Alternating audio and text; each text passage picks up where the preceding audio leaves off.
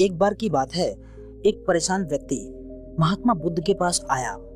उसका मन अशांत था और वह जीवन की समस्याओं से निराश होकर महात्मा बुद्ध से बोला, भगवान, मेरा मन कभी शांत नहीं रहता।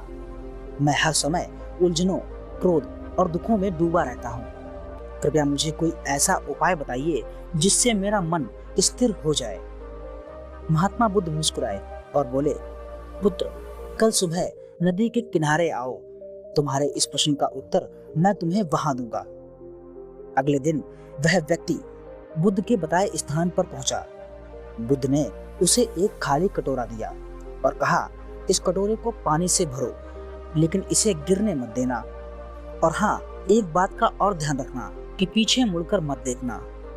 वह व्यक्ति कटोरा लेकर धीरे धीरे नदी के पास चला गया।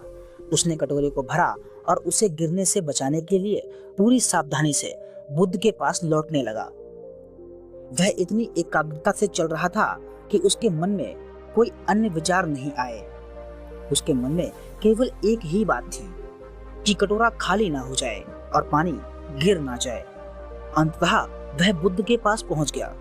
बुद्ध ने उससे पूछा, क्या रास्ते में तुम्हारे मन में कोई उलझन या अशांत विचार आया?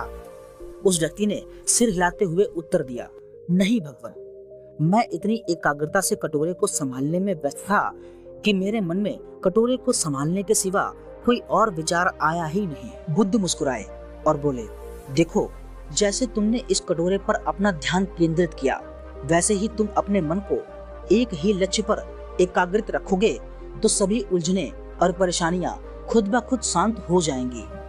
मन की स्थिरता पाने के लिए मन को लक्ष्य की ओर केंद्रित करना बहुत जरूरी है। उस व्यक्ति को बुद्ध की बात समझ में आ गई।